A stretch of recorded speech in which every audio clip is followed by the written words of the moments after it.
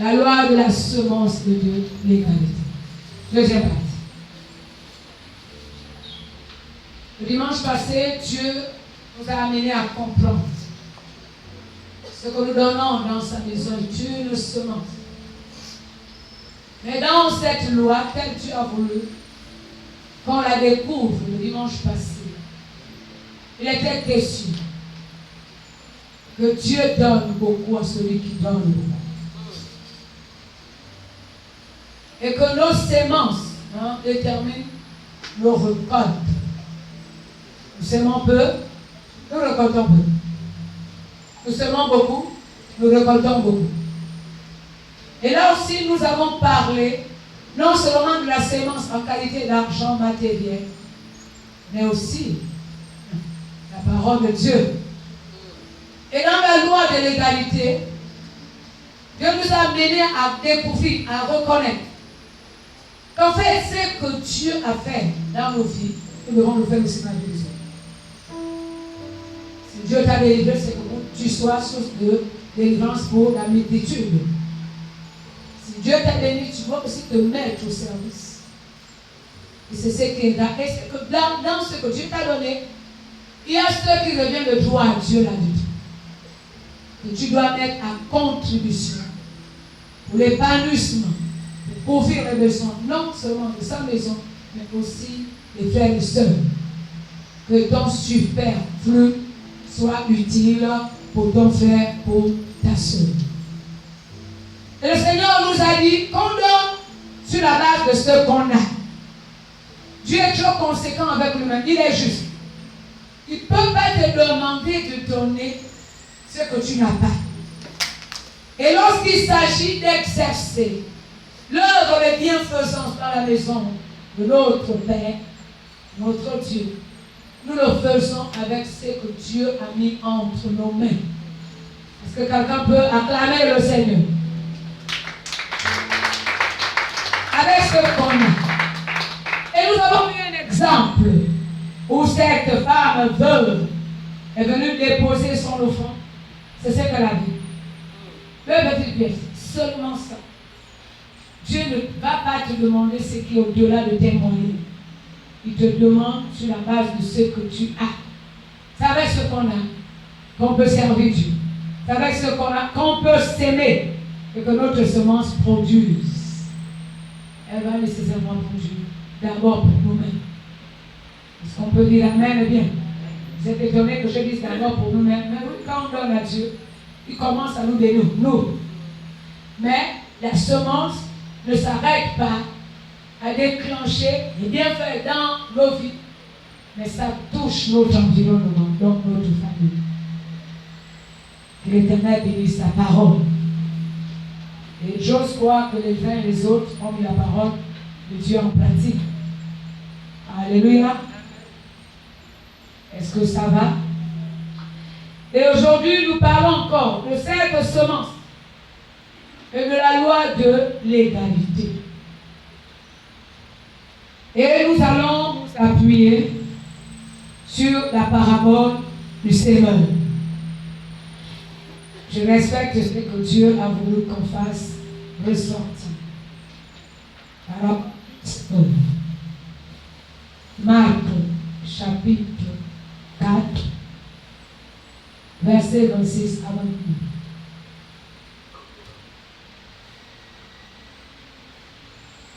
Marc, chapitre 4, verset 26 à 29. Et nous allons honorer la parole de Dieu.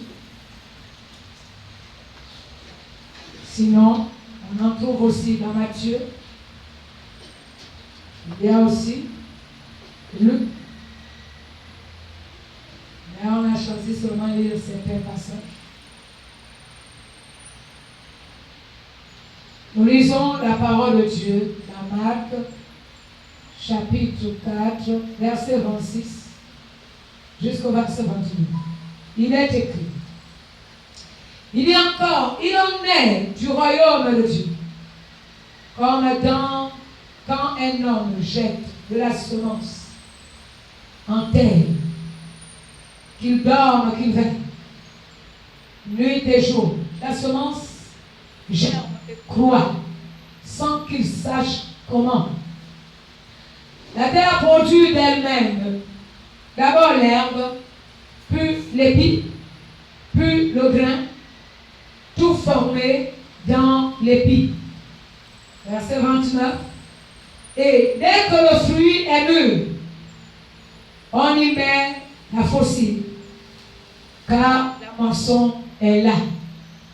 Veuillez vous asseoir. Et voilà Jésus qui présente cette parabole. Il explique ici la semence. La semence qui va être semée pour montrer comment le royaume de Dieu fonctionne. Et cette semence est jetée en terre. Et pendant le temps que la semence a été mise en terre, et puis Dieu lui vient arroser. Et la semence germe. Et quand elle a commencé à germer, elle va croître. Donc elle grandit. Et puis au moment où on s'attend le moins, elle a commencé seulement par une petite herbe. Et l'herbe est devenue l'épi. Et puis l'épi est devenu le grain tout formé.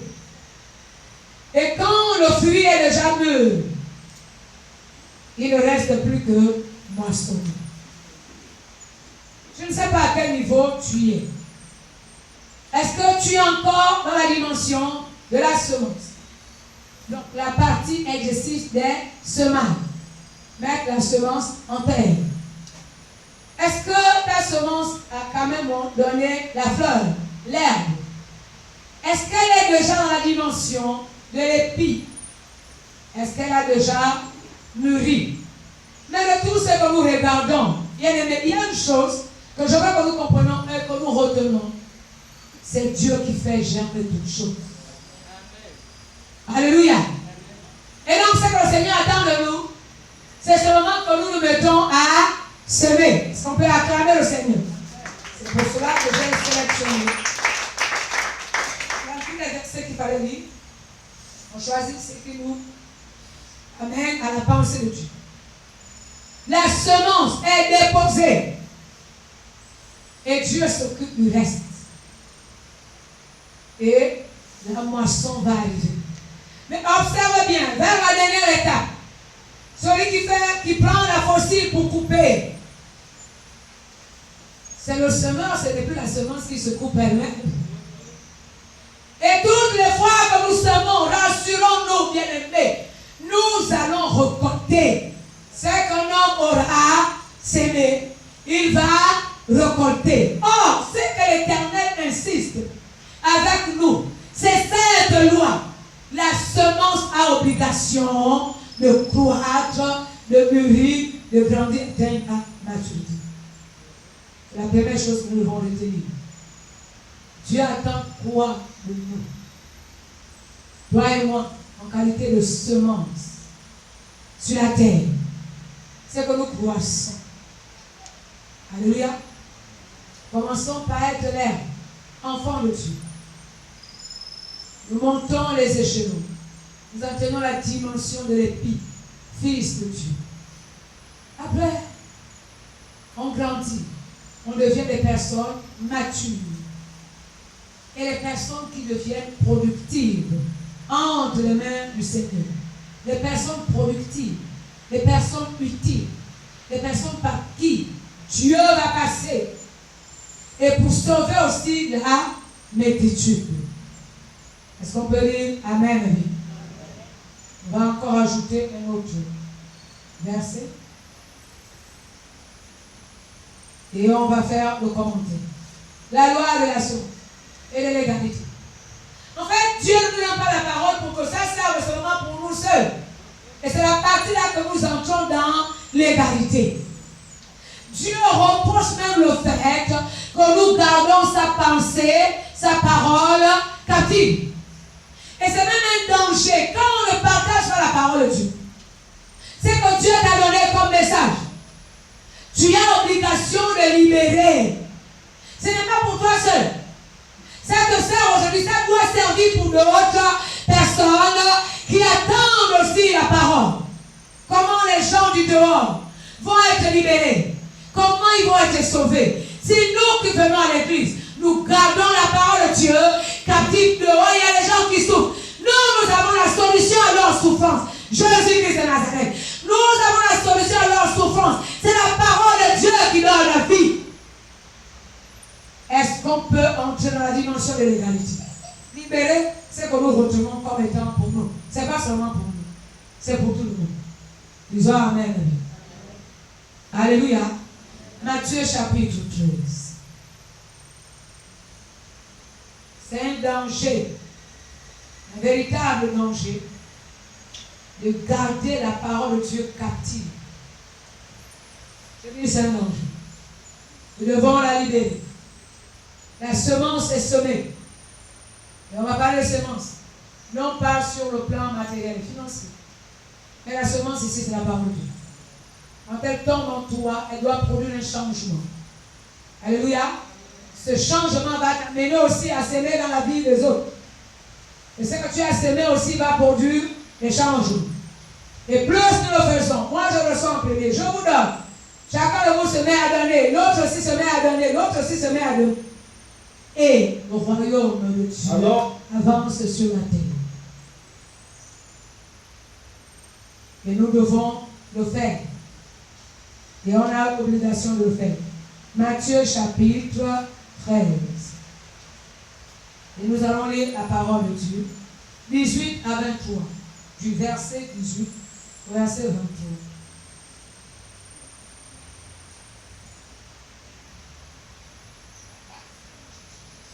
Et là, le Seigneur a donné la signification de la parabole du semeur. Et on explique, un semeur sort et il se met à semer. Et puis, dans cette parabole du semeur, l'accent est mis sur les types de sols sur lesquels la semence tombe. Nous allons mettre l'accent ce matin sur la semence qui doit produire, tout en sachant qu'elle produit en fonction des types de sol. Nous allons lire la parole de Dieu. Verset 18. Vous donc écoutez ce que signifie la parabole du semeur. Lorsqu'un homme écoute la parole de Dieu, la parole du royaume, il ne la comprend pas. Le malin vient et il enlève ce qui a été semé dans son cœur. Est-ce qu'on peut arrêter le micro qui déconne? J'ai demandé d'arrêter, ils n'ont pas dit. Le malin enlève, vient et enlève ce qui a été semé dans son cœur. Cet homme est celui qui a reçu la semence le long du chemin. Première catégorie. Les gens qui sont le long du chemin. Pour ne pas dire les gens qui suivent les mouvements. Le long du chemin, il y a trop de mouvements. Là-dedans, il y a le racontage, il y a le Congo, ça, il y a tout.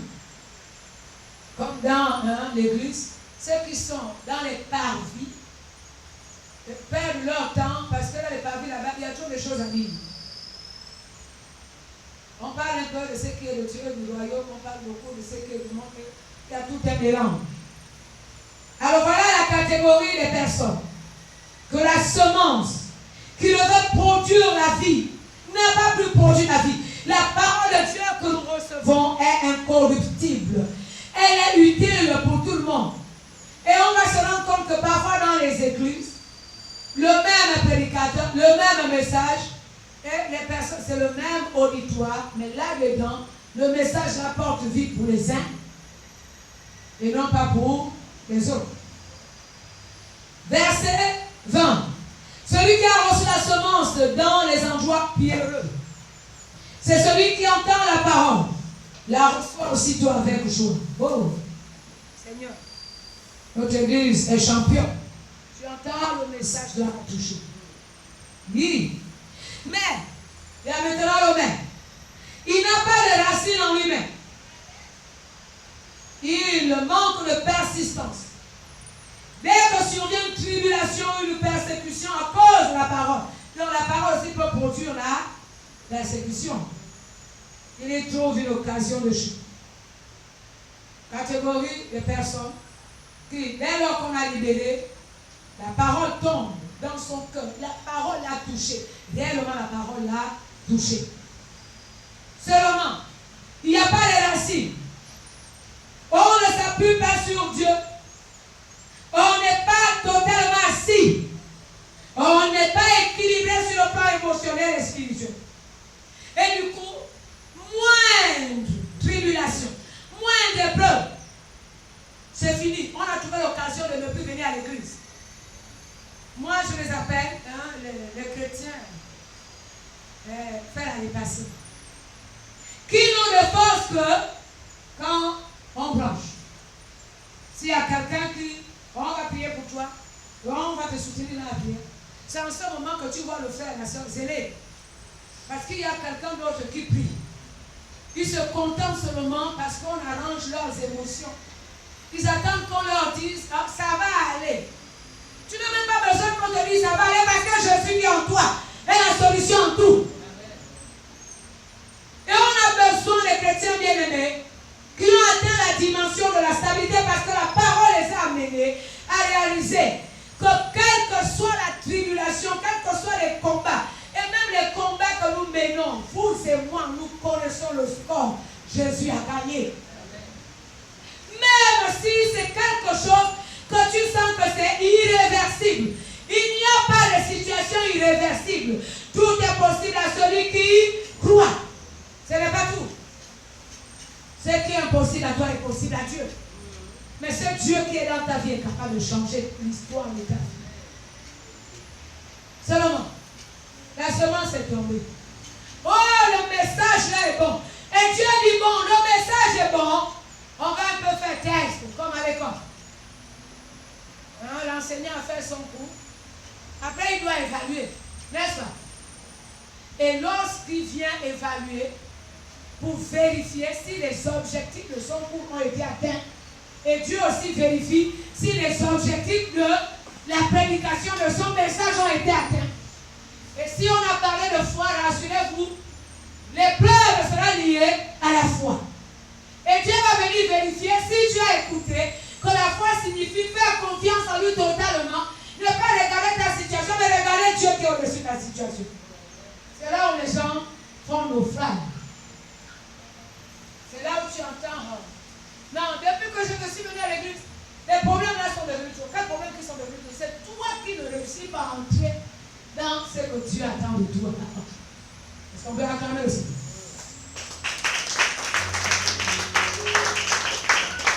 Une autre catégorie.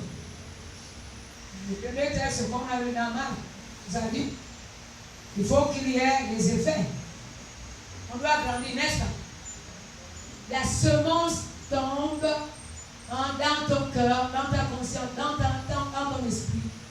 C'est pour t'amener à grandir. C'est la loi. Et ça doit être fait comme ça. Ce n'est pas une affaire de venir recevoir la parole de Dieu et que tu ne changes pas. La parole de Dieu doit produire le changement en toi. Le changement dans la vision des choses. Le changement dans ton homme intérieur. Le changement dans ta pensée. Le changement dans tes réactions. Amen, amen. Bon, si c'était le fait de comme, on a vu dans le cas de Pierre qui, pourtant il était fougueux, apparemment, a renié Jésus. Donc il avait la lâcheté à l'intérieur. Et là-dedans, la parole serait venue pour booster la foi et lui donner le courage. La parole de Dieu nous incite à poser les actes. La parole de Dieu nous incite à devenir les hommes et les femmes qui marchent par la foi et non par la vue.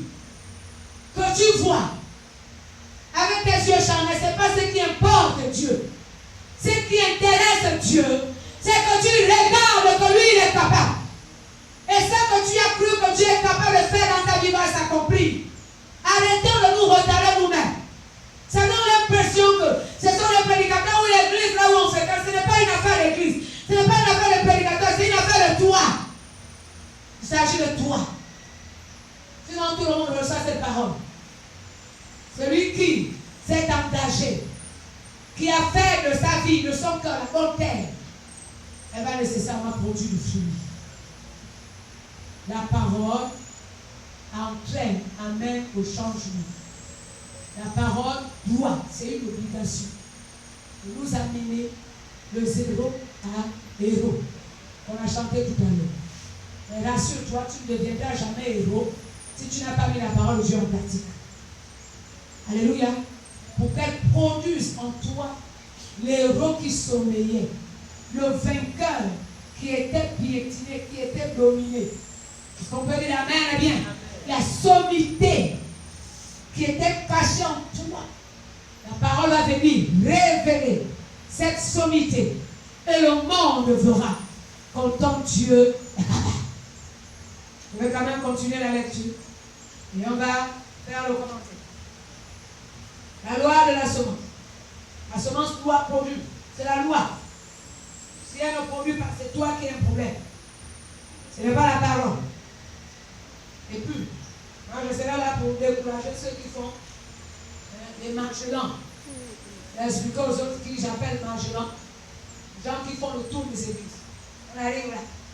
2 semaines, 3 semaines. On cherche. Tu peux chercher. En changeant les églises. Ce n'est pas l'action là de chercher. On cherche quand on entre dans la prière. On cherche Dieu quand on entre dans la méditation. C'est là où il y a l'éventualité de croiser Dieu.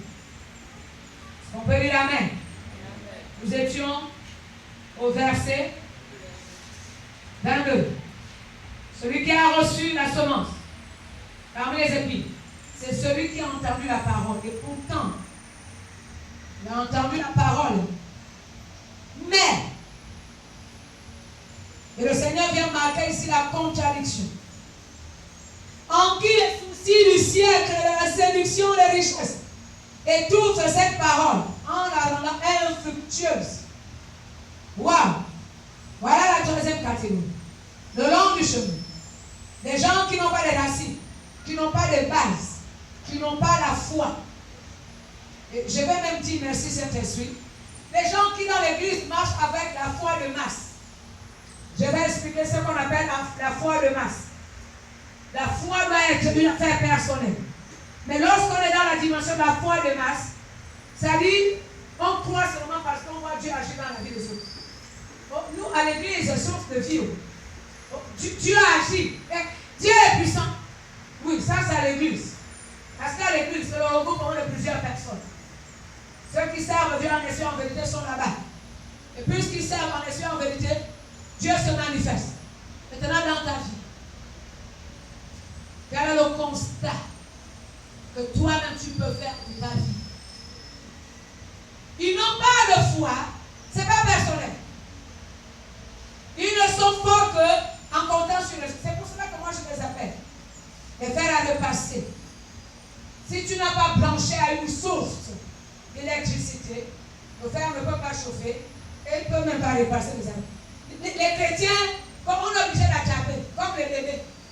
Un enfant, quand on marche avec lui, il faut lui tenir la main, il risque de tomber. Si tu laisses un peu, et qu'il y a même un caillou, l'enfant va aller mettre le pied sur le caillou. Mais Dieu a besoin de personnes équilibrées dans sa maison.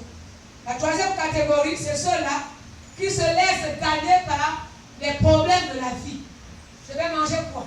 Je vais habiller quoi? Je vais faire comment? Les autres ont. Moi, je n'ai pas. Où est le problème des autres? Chacun de nous est unique sur la terre. Le plan de ta vie est unique. Tes expériences sont uniques. Tu ne seras jamais comme l'autre. Tu ne seras que celui que Dieu a décidé que tu sois. C'est ce que tu vas être. Alléluia. Mais à cause des richesses de ce monde, il me faut la voiture. Oh, vous venez à l'église du Seigneur. Quand tu viens à l'église, tu es sur la voiture. Quand tu vas aller au ciel, il n'y a plus la voiture là que tu vas prendre.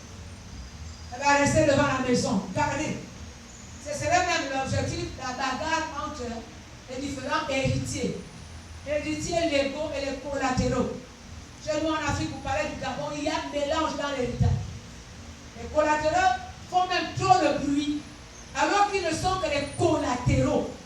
Et puis on piétine même les héritiers légaux. Mais je dis la vérité. Je ne suis pas ici pour prêcher sur l'héritage. Mais c'est le phénomène que les gens vivent. Alors, est-ce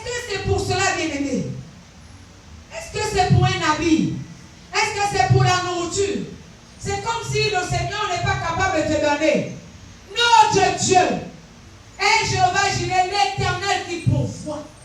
Celui qui a pourvu aux besoins d'Abraham pour faire bâtir l'autel. Abraham avait besoin de l'animal. Quand bien même Dieu avait dit amène ton fils, au moment d'accablement, le pauvre avec le couteau à la main, Dieu est intervenu et Dieu a donné l'animal qu'il fallait. Il est capable de te donner ce dont tu as besoin quand le besoin se fait sentir. Si tu as confiance en lui, il y a la condition à l'impossible. Alléluia. Et donc beaucoup sont retardés pour aller servir le Seigneur, pour se donner totalement à cause des biens de ce monde. On court derrière les biens. Et dans nos églises, nous aussi nous avons trouvé le créneau. Comme les gens veulent la richesse, n'est-ce pas? Vendez-leur le message de richesse. Et là où on pêche richesse, il y a quelqu'un tout à l'heure, tu déposes une offrande de 100 000. Tu vas être riche cet après-midi. Il va aller même s'endetter pour apporter les 100 000. Parce qu'il espère être riche l'après-midi. Mais l'extraordinaire, c'est que les 100 000 que tu as donnés, avec un cœur qui a la haine, avec un cœur qui a la vertu, ne produisent pas. La semence doit produire. Produire dans nos vies ce qui est bien, ce qui est glorieux. Verset 23. Celui qui a reçu la semence dans la bonne terre, c'est celui qui entend la parole, la comprend, il porte du fruit. Et nous entrons maintenant dans la loi. Quelle est la loi? Quand on porte du fruit, est-ce que la semence agit en nous? Un grain en donne 100. Un autre 60. Un autre 30. On peut acclamer le Seigneur. Un seul grain donne 100. Un autre donne 60. Un autre grain donne 30. N'est-ce pas? Dans le premier texte de Marc que nous avons lu, il a été dit que la semence produit en nous. Elle produit.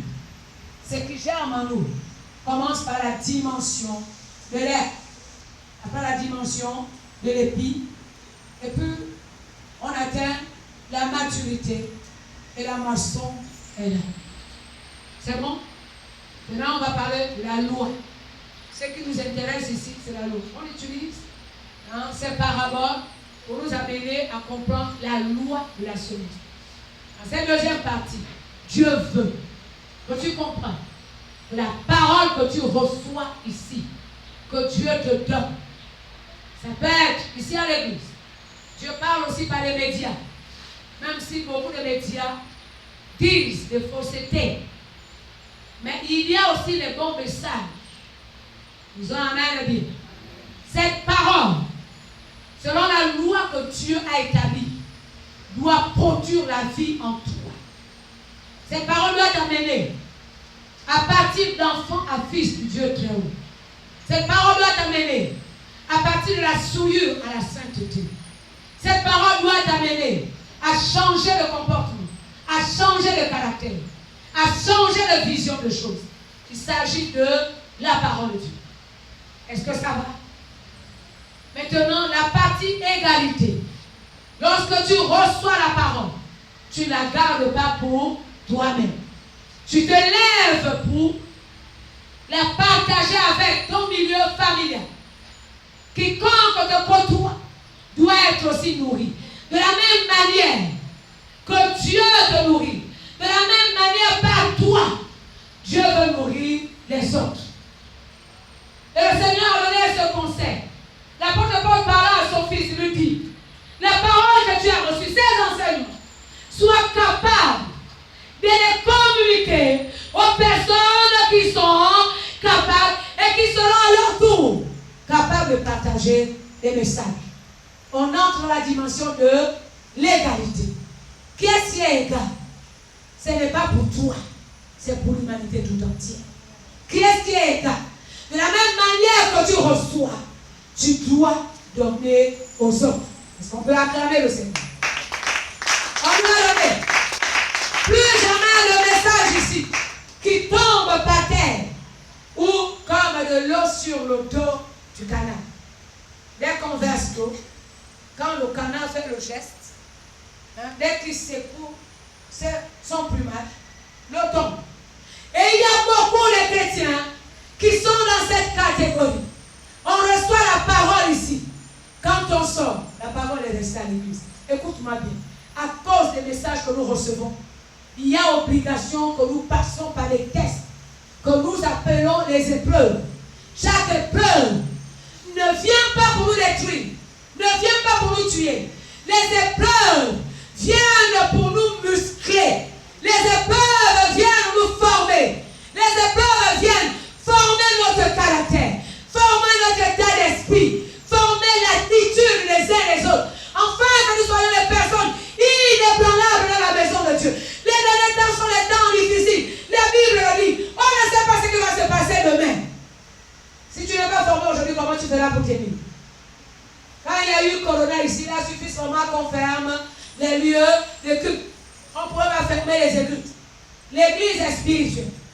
L'église appelle l'ensemble des personnes qui prient réellement Dieu, qui sont conduites par le Saint-Esprit. C'est cela qu'on appelle église.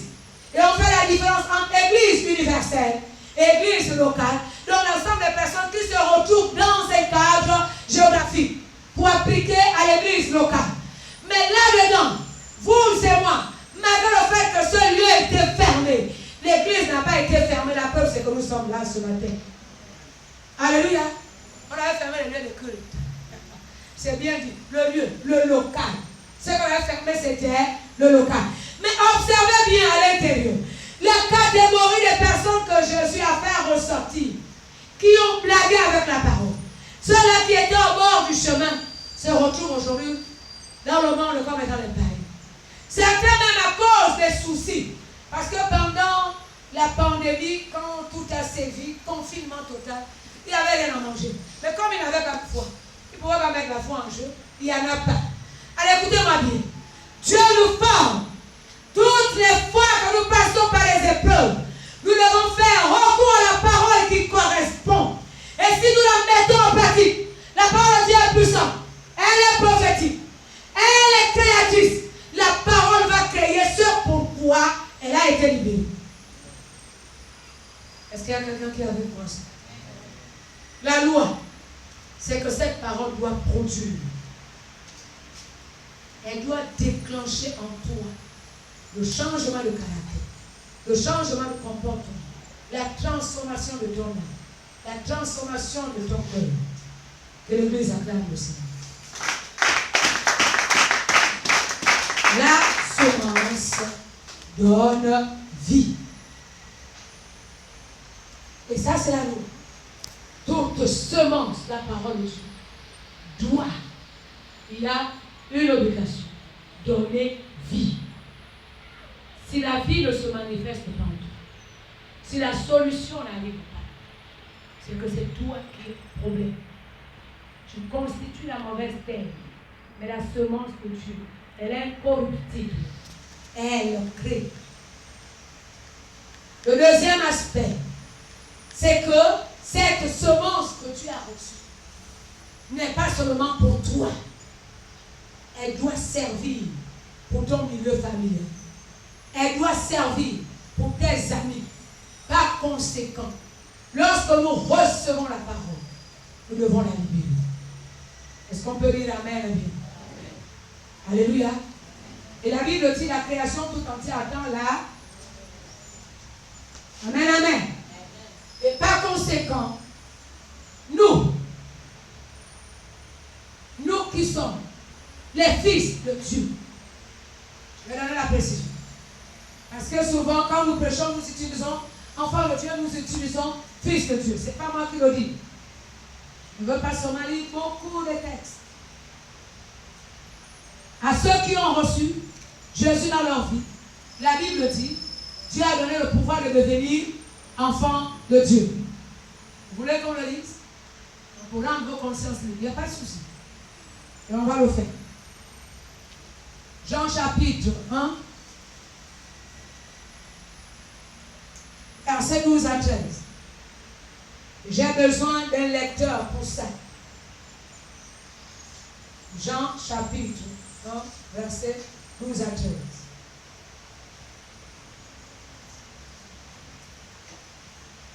Je lis la parole de Dieu dans Jean 1, à partir du premier verset. Il est écrit: mais à tous ceux qui l'ont reçu, à ceux qui croient en son nom, elle a donné le pouvoir de devenir enfants de Dieu, lesquels sont nés, non du sang, ni de la volonté de la chair, ni de la volonté de l'homme, mais de Dieu. Est-ce qu'on peut dire amen? Ça, c'est enfant de Dieu. C'est l'étape primaire. Tu as seulement accepté Jésus dans ta vie. Dieu te donne le pouvoir de devenir son enfant. Au même titre que les enfants qui naissent, ils sont petits.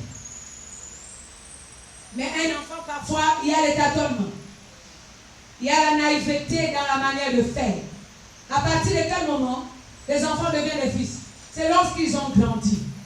Et la Bible nous dit, Romains chapitre 8, verset 14.